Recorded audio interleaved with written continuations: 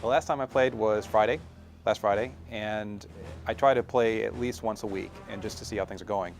The big difference I've noted between when it came out and now is that players are kicking my ass a lot more frequently.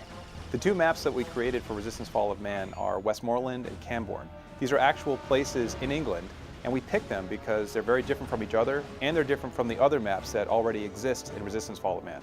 Each level has its own unique inspiration, actually. The Camborne level is all about tunnels, close quarter gaming. You got above ground, you got below ground, people jumping out of holes in the ground all the time. Really fun, chaotic experience. If you go underground in Camborne, we have a big tunnel network that you can run around in. And what's fantastic about it is it makes weapons like the flamethrower, the air fuel grenade, and the auger, and the shotgun very, very effective. Westmoreland is a big wide open map with bridges. If you're a sniper, it's fantastic. There's a lot of open ground to cover, there are a lot of great hiding places, and it's wonderful to kind of formulate new strategies because a lot of our other maps aren't quite as open. We do 8-player tiny maps on here. We do 40-player maps, we do 32-player maps. We put barriers up and we reconfigure the layout. With all of that to work with, there's a lot of different flexibility, but each designer also kind of goes wild and does their own thing in the map and gives it its own feel.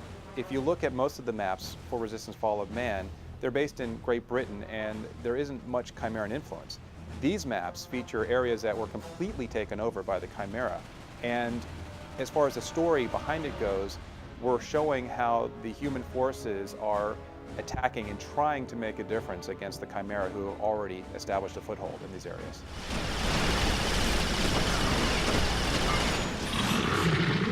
The global server is going to be a great way for players to get a new audience. American players can play against Japanese, against Europeans, Australians, and kind of play with their different play styles and have a new experience, a good time. Each territory in Sony is its own entity, and there is no one controlling oversight. So all of our territories are doing this global server because each one of them wants it. There's no one oversight telling them, you're going to do this. That means we don't have control to tell them, you're going to release on this date. We've all agreed to do it because everyone wants to do it. The maps are going to be coming out this month, May, here in the US, and there are 2 maps. Each one is going to be featuring all of the modes that we have released so far: Deathmatch, Team Deathmatch, Capture the Flag, Assault, Team Conversion, Breach, Meltdown, and furthermore, it has all the customization that you've come to expect from the Resistance multiplayer maps in the first place. Both maps will be available together for $7.99. You can buy them in the PlayStation Store online, or you can actually buy them from within the game itself. So if you go to the multiplayer menu, you should see a new option popping up that will allow you to buy them while you're actually in the game. One of the hard questions I know that we're going to get over and over again is, why do I have to pay money for this map pack? And I think it's important to remember that you're already getting a lot for free when it comes to Resistance and the PlayStation Network. First of all, there's no charge for the PlayStation Network. Anybody can log on and play online games without a monthly fee, which is fantastic. Furthermore, for Resistance, we've made a big point of releasing more and more features after the game has been launched. Again, for no charge. Different new modes like the Assault mode and Team Conversion, and lots of additional features that have just gone to make the game better. So at some point, we do have to charge for the maps because a lot of effort does go into making them. I mean, that's just the hard reality. But we do try to keep the price reasonable, and we want people to remember that they are getting a lot for their money.